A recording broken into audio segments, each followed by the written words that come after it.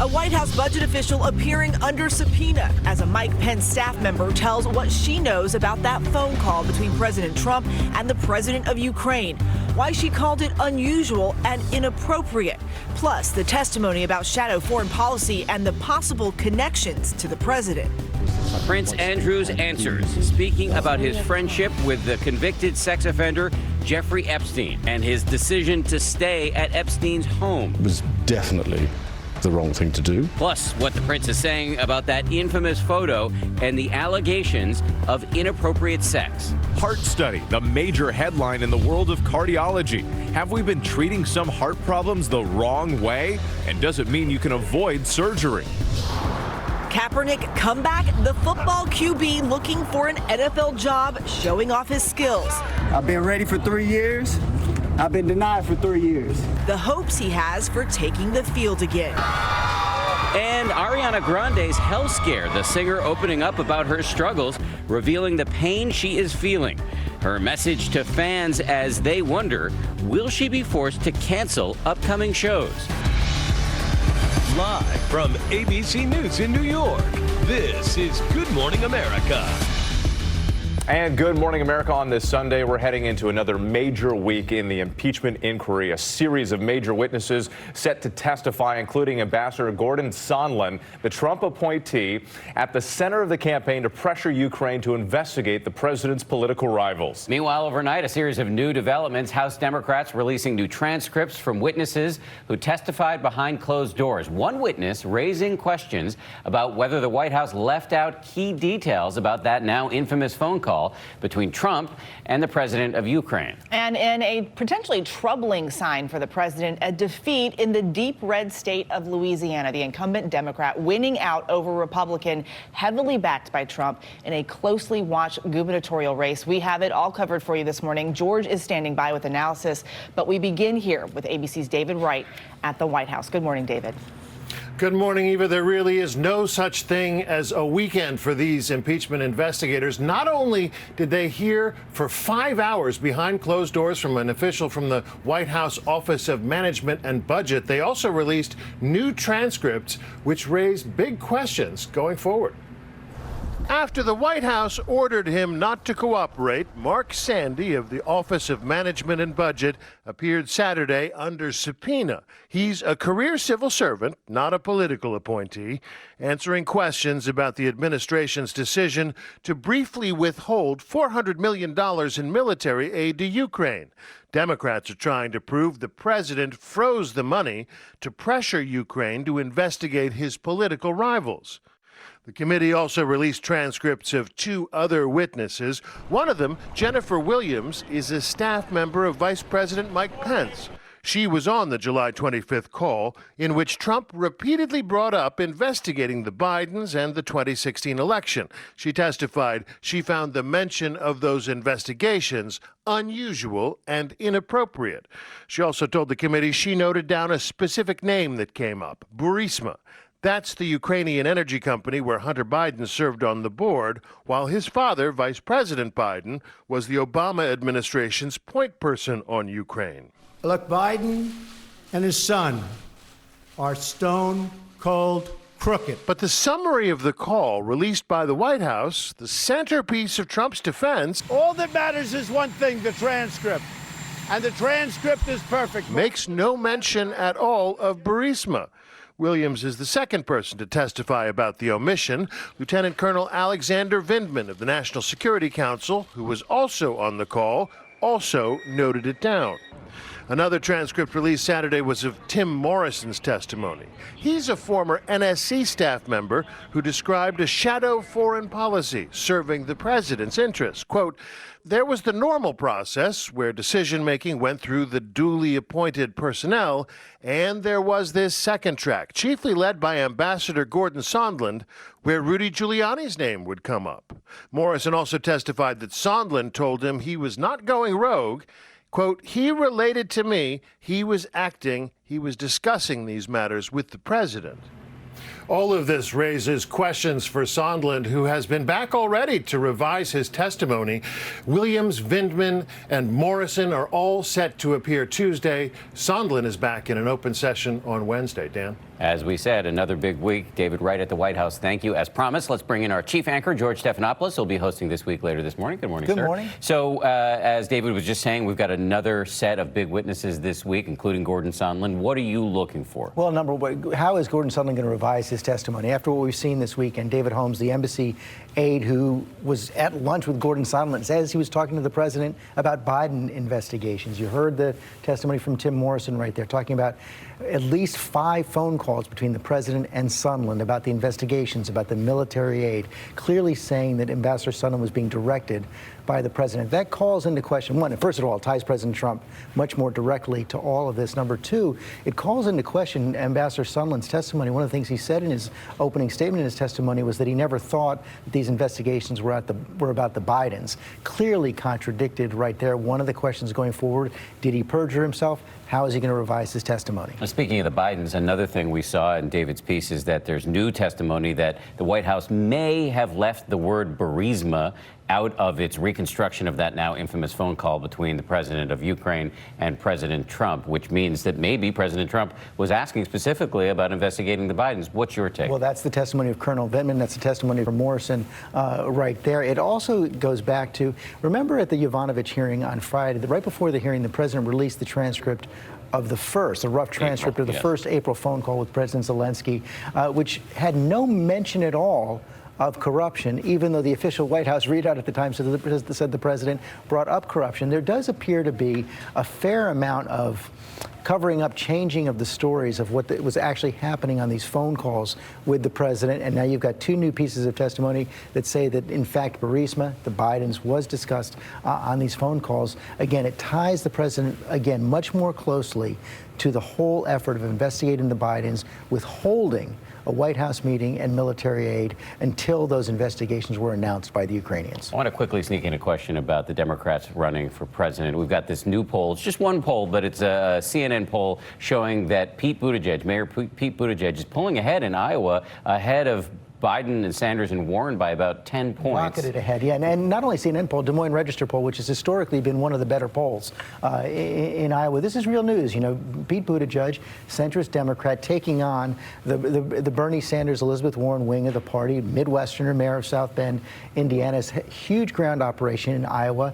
And now he is rocketed to the top of the pack. We still have a few months to go until the votes. A lot can change until then. But this is significant news for Pete Buttigieg. Watch for him to be a target Wednesday night at the next Democratic debate. Yes. George, love seeing you on Sunday mornings. Thank you very much. I want to remind everybody he's got a big show this morning. He's going to talk, of course, impeachment with 2 members of the Intelligence Committee who will be questioning those witnesses once again this week, Representatives Patrick Maloney and Chris Stewart, plus the Powerhouse Roundtable debating the latest on impeachment and the 2020 race. It's all coming up later this morning right here on ABC. George, thanks again. Thanks, guys. Over to you. Dan, thanks. Sticking with politics for a moment, a huge loss for President Trump and Republicans in Louisiana as Democratic Governor John Bel Edwards narrowly wins a second term there. The moderate leader remains the Deep South's only Democratic governor after defeating businessman Eddie Rispone with 51% of the vote. President Trump spoke at 3 rallies for Rispone during his campaign, calling on voters to send Democrats in Washington a message. Well, President Trump took advantage of what he called a free weekend to go ahead and get a start on his annual physical. The president spent about 2 hours at Walter Reed National Military Medical Center taking various tests, including lab work on Saturday. The appointment was not on Trump's schedule, unlike his previous checkups. The White House spokesperson says the 73-year-old president remains, quote, healthy and energetic. Overseas now, and the latest on the historic flooding in one of the most famous and beautiful cities on Earth. Tourists fleeing as parts of Venice are inundated, and today the Venetians are bracing for more. ABC's Julia McFarland has more now from our London bureau. Julia, good morning to you. Good morning, Dan. Well, as the clock struck noon in Venice, Italy, so too did the high tide, relentlessly submerging that historic and, as you say, beautiful city to dangerous levels yet again. The waters today are expected to reach more than 5 feet and 2 inches, just short of Tuesday's record height, more than 6 feet of water, the highest recorded in more than 50 years. The St. Mark's Basilica, that iconic church, saw water pouring in. The famed square outside that you can see right now forced to close to the public at one point after the water rose even higher than the raised walkways, which had been erected to help the tourists get around. Now, earlier this week, the mayor declared a state of emergency in the city, but residents are really angry at how the authorities have been dealing with this threat for years. The city is still waiting on the Moses Dam project that started back in 2003, has cost billions, and is still not complete. Whit? Incredible images coming out of Venice. Julia McFarland for us from our London bureau. Thank you.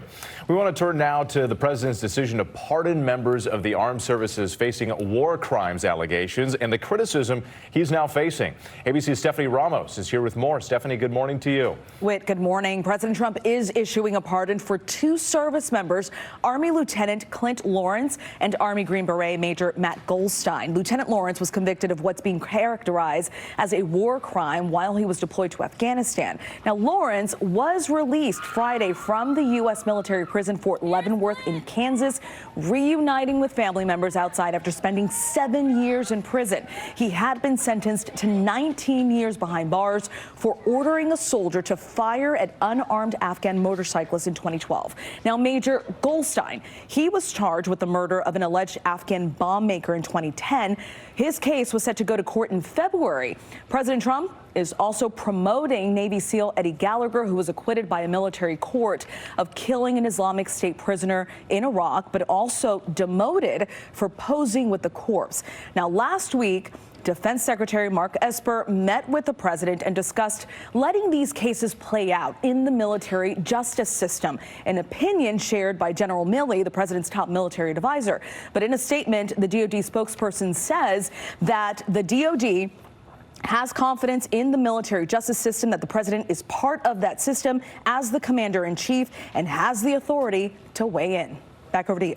All right. Thank you, Stephanie Ramos. Well, now to Colin Kaepernick and the media circus that has become his comeback tryout for the NFL. ABC's Kaylee Hartung has more on how it went.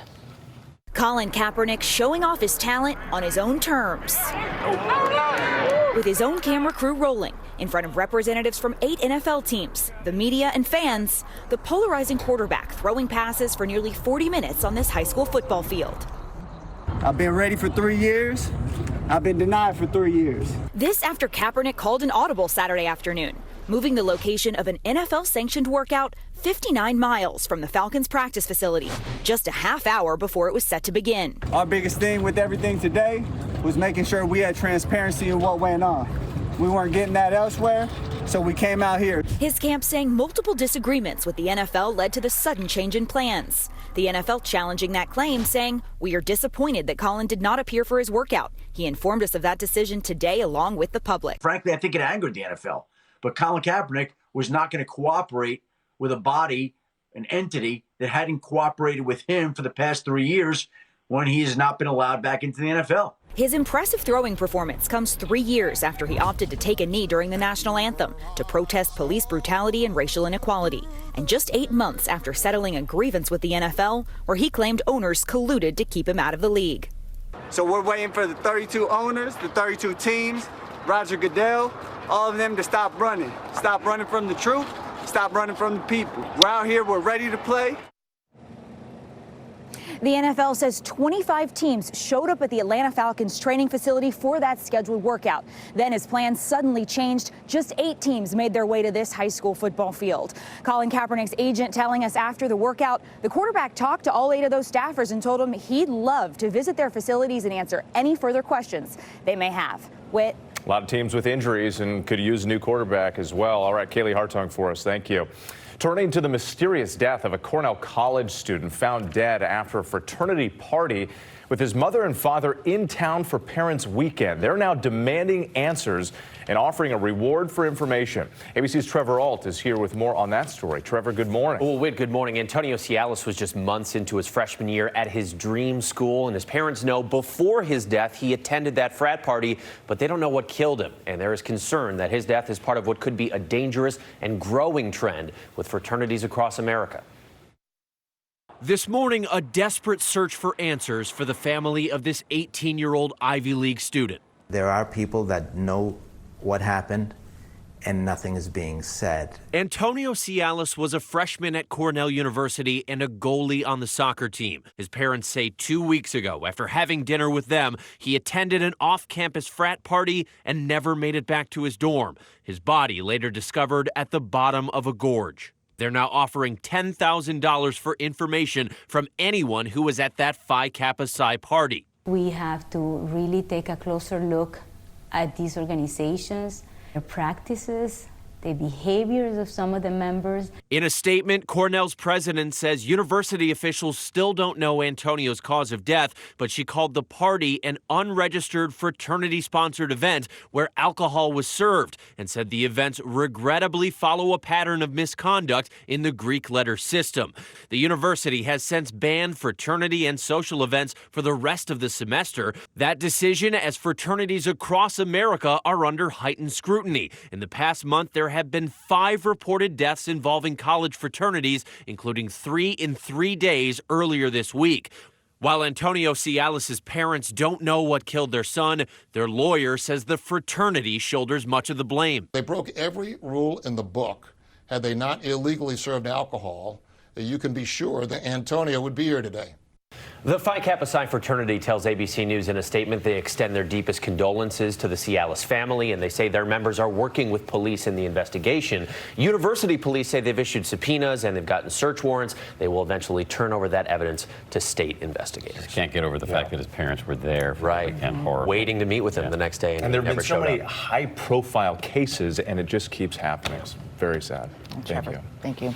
Well, turning to major health news this morning, a massive new study casting doubt on decades of conventional medical wisdom about treating some kinds of heart disease. Chief medical correspondent Dr. Jen Ashton joins us from Newton, Massachusetts this morning with more. And Dr. Jen, just explain to us what the study tells us. Yeah, so Eva, this is a major headline in the world of cardiology coming out of their world's annual clinical meeting going on right now in Philadelphia. And it asks the question about this ongoing debate in certain patients, which is the preferred treatment, stents or surgery versus medical management of coronary artery disease. So in this study, they looked at very high-risk patients, those with moderate to severe coronary artery disease who were not having chest pain, and then they divided them, they randomized them. One group got stents or surgery plus medication and lifestyle modification. The other group, just medication and lifestyle modification. And what they found was that medication and behavioral change was as effective as the more invasive. Now, I want to be crystal clear. Stents save lives in the setting of an acute heart attack. But this study will hopefully allow doctors to feel more comfortable managing certain patients, and it potentially could save over $500 million a year. What about those people who say that we are too reliant on drugs? Well, listen, there's a difference between prevention and treatment. Statins are the mainstay in treating coronary artery disease to an LDL or bad cholesterol around 30 or 40. But we have to remember also lifestyle modifications, very, very effective in preventing heart disease, and you need them both. Dr. Jen Ashton for us, always good to have you on a Sunday morning. Thank you. Fascinating information. Our hearts are aflutter this morning because Rob Marciano is back in the studio for the first time in weeks. I know. Sir, good to see you. Hope someone was rolling on that transition. And you're wearing a brown suit. Yes, it's a November tradition. Now that I'm only in studio once a week. And by the way, Desmond Howard says he loves the brown suit. He didn't really say that, but he says hello to everybody here on set. Good morning, everybody. I want to take you to North Carolina. The Outer Banks getting hit with this coastal storm that has really created some problems there. Shutting down NC 12 for a while. You see the surge of water there, and it's going to be an ongoing problem, not just for North Carolina, but for much of the coastal sections. And we've got wind issues there as well. So could see 50, 60-mile-per-hour winds. You see the sand's being blown around there, and some of the sand covering the roadway, and they're having to get the snow plows out to try to get rid of that. All right, here it is. It's well offshore, but you can see kind of the outer bands of this getting onshore. And when it moves north and catches up with this little trough, there'll be some colder air that maybe invigorates this system. All right, moving it up towards the north, we'll look for North Carolina to get some rain, Jersey, parts of the east, and then icing conditions, I think, early tomorrow morning, interior parts of Albany especially, but I think I-95 will be mostly rain and then maybe turning to a little bit of snow, 1 to 2, 3 inches could be interior sections of New York and northern New England. That's your check on what's happening nationwide. Time now for a look at your local forecast. Well, hello and happy Sunday. Meteorologist Alex Liggett. Sorry, not the best conditions to round out the weekend here. Mostly cloudy, breezy, and cool. Temperatures into the mid-40s, but we're not